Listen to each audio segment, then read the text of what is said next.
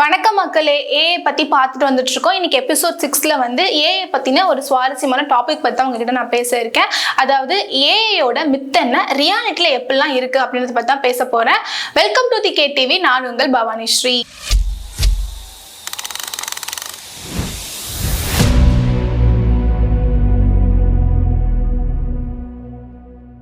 இதுக்கு முந்தின எபிசோட்ல பார்த்தோம் அப்படின்னா ஏஐ வந்துட்டு எப்படிலாம் பயன்படுத்திட்டு இருக்கோம் எஜுகேஷன்ல, அதாவது ஸ்டூடெண்ட்ஸ்க்கும் சரி மாணவர்களுக்கும் சரி எந்தெந்த வகையில வந்துட்டு ஏஐ பயன்படுத்தும் அப்படின்றத பத்தி நான் பேசியிருப்பேன்.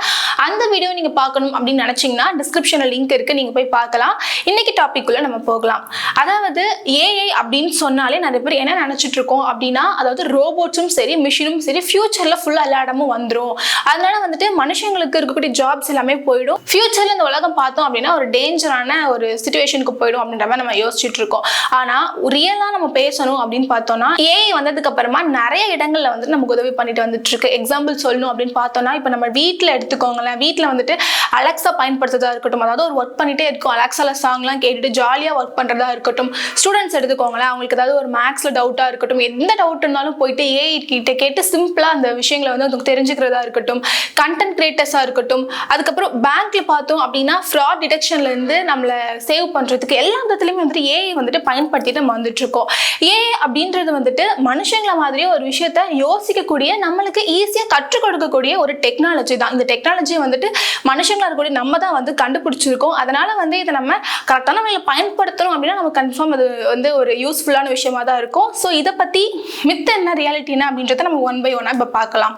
ஃபர்ஸ்ட் நம்ம பார்க்க போறது ஏஐ வந்துட்டு மனுஷங்களை மொத்தமா மாத்திடுது. அதாவது இந்த ரோபோட்ஸ், இந்த மிஷின் எல்லா இருக்கக்கூடிய ஏஐமே வந்துட்டு மனுஷங்களை ரீப்ளேஸ் பண்ணிடும் அப்படின்னு சொல்லிட்டு நிறைய பேர் வந்து பயப்படுறோம். ஆனா உண்மையை சொல்லணும்னா அந்த மாதிரி கிடையாது. இன்னும் நிறைய பேர் சொல்லுவாங்க ஏஐனால ஜாப்ஸ் எல்லாமே போயிடுது, ஃபியூச்சருமே டேஞ்சர் ஆகிடும் அப்படின்ற மாதிரிலாம் பேசிட்டு இருக்கோம். ஸோ அந்த மாதிரி இல்லை. எதனால அப்படின்னு பார்த்தோம்னா ஏஐ வந்துட்டு ரிப்பீட்டடா இருக்கக்கூடிய அந்த வேலைகளை மட்டும்தான் அது வந்து எடுக்குது. இதுக்கு ஒரு எக்ஸாம்பிள் சொல்லணும் அப்படின்னு பார்த்தோம்னா, அதாவது டேட்டா என்ட்ரி போடுறதா இருக்கட்டும், கால்குலேஷன், இந்த மாதிரியான விஷயங்கள்லாம் பார்த்தோம்னா ஏஐ வந்து ரொம்ப ஸ்ட்ராங் அப்படின்னு சொல்லலாம்.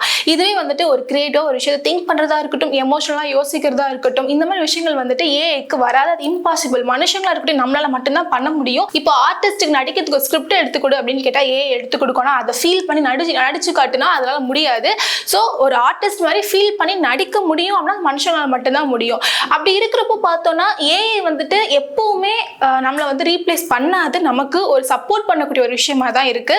நான் இதுக்கு முன்னாடி சொன்ன மாதிரி பார்த்தோம் அப்படின்னா ஏஐயை நம்ம எந்த விதத்துல பயன்படுத்துறோமோ அதை பொறுத்து தான் வந்துட்டு அது நமக்கு டேஞ்சரா இல்லை நமக்கு உதவியா இருக்குமா அப்படின்றது இருக்கு.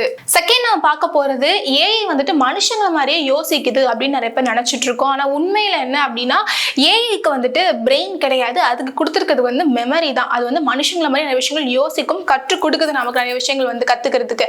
ஆனா வந்து இது எல்லாமே டிசைன் பண்ணி ப்ரோக்ராம் பண்ணி வச்சிருக்கிறது யாரு அப்படின்னு பார்த்தோம்னா மனுஷங்க தான். அதனால வந்துட்டு நம்ம என்ன டேட்டா கொடுத்துருக்கோமோ அதை கரெக்டாக அனலைஸ் பண்ணி நமக்கு வந்து கொடுக்குமே தவிர அதுக்கு வந்துட்டு ஒரு பிரெயின் வந்து கிடையாது. அதே மாதிரி பார்த்தோம்னா ஏஐயை ட்ரெயின் பண்றதே வந்துட்டு நம்ம மனுஷங்க தான் வந்து ட்ரெயின் பண்ணி வச்சிருக்கோம். அதனால நம்ம என்ன டேட்டா கொடுத்துருக்கோமோ, நம்ம என்ன எக்ஸாம்பிள்ஸ் கொடுத்துருக்கோமோ அதை மட்டும்தான் வந்துட்டு நம்ம போயிட்டு ஒரு விஷயம் கேட்குறப்போ அதில் என்ன அடி கொடுத்து வச்சிருக்கோ அதை வந்துட்டு நம்ம கிட்ட சொல்லுமே தவிர அதுக்குன்னு தனியாக யோசிக்கக்கூடிய அந்த ஒரு பவர் கிடையாது. அதனால இதுல நம்ம ஒரு விஷயம் வந்து தெரிஞ்சுக்கணும், ஏஐ வந்து தனியாக யோசிக்காது, கொடுத்து வச்சிருக்கிற ப்ரோக்ராம்ல இருந்து அதுக்கு என்ன டேட்டா இருக்கோ அதை வச்சு நம்ம கிட்ட சொல்லும், இருக்கக்கூடிய டேட்டாவை அனலைஸ் பண்ணி நம்ம கிட்ட சொல்லும் அப்படின்றத நம்ம தெரிஞ்சுக்கணும். தேர்ட் நம்ம பார்க்க போறது, நிறைய பேர் என்ன நினைச்சிட்டு இருக்கோம் அப்படின்னா ஏஐக்கு எல்லா விஷயமுமே தெரியும், அதில் எந்த விஷயம் கொடுத்தாலும் கரெக்டாக தான் கொடுக்கும் அப்படின்னு நம்ம யோசிச்சுட்டு இருக்கோம். ஆனா இதுவே வந்து மிகப்பெரிய தவறுன்னு சொல்லலாம். எதனால அப்படின்னு பார்த்தோம்னா ஏஐக்கு இருக்கக்கூடிய நாலேஜே வந்துட்டு மனுஷங்களா இருக்கட்டும் நம்ம வந்து என்ன ட்ரெயின் பண்ணியிருக்கோமோ அந்த டேட்டா வச்சு தான் நமக்கு ஆன்சர் வந்து கொடுக்குது. இப்போ இதுக்கு ஒரு எக்ஸாம்பிள் சொல்லணும் அப்படின்னு பார்த்தோம்னா, அங்க இருக்கக்கூடிய டேட்டா பயாஸ்டா வந்து ப்ரோக்ராம் பண்ணி வச்சிருக்காங்க அப்படின்னு வச்சுக்கோங்களேன். நீங்க போயிட்டு ஒரு விஷயம் அதுக்கிட்ட கேட்குறப்போ அந்த அவுட்புட்மே வந்துட்டு பயாஸ்டா தான் வரும், அதனால வந்துட்டு அது கரெக்டாக தான் கொடுக்கும் அப்படின்னு நம்ம நம்புறது வந்துட்டு ஒரு மிகப்பெரிய தவறுன்னு கூட சொல்லலாம். இப்போ இதுக்கு ஒரு எக்ஸாம்பிள் சொல்லணும் அப்படின்னு பார்த்தோம்னா, ஒரு நாட்டில் ஏஐ மாடலை வந்துட்டு ட்ரெயின் பண்றாங்க அப்படின்னு வச்சுக்கோங்களேன்.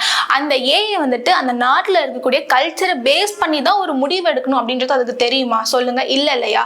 அதனால என்ன அப்படின்னா, அதாவது ஏஐ என்னதான் ஒரு விஷயம் சொன்னாலும் நம்மளோட ஜட்ஜ்மெண்ட், நம்ம என்ன யோசிக்கிறோம் அது கரெக்டா இருக்கா அப்படின்றத பார்க்க வேண்டியது அவசியமா இருக்கு. இன்னொரு விஷயம் பார்த்தோம் அப்படின்னா ஏஐ அப்படின்றது பெர்ஃபெக்ட் இல்லை, நம்ம அது கூட சேர்ந்து நிறைய விஷயங்களை வந்து கத்துக்கிறப்போ தான் வந்துட்டு ஏஐ முழு முழுசா வந்துட்டு பெர்ஃபெக்ட் ஆகுது அப்படின்னு நம்ம சொல்லலாம். அதாவது அது பெர்ஃபெக்ட் ஆக்குறதே நம்ம அப்படின்னு கூட சொல்லலாம்.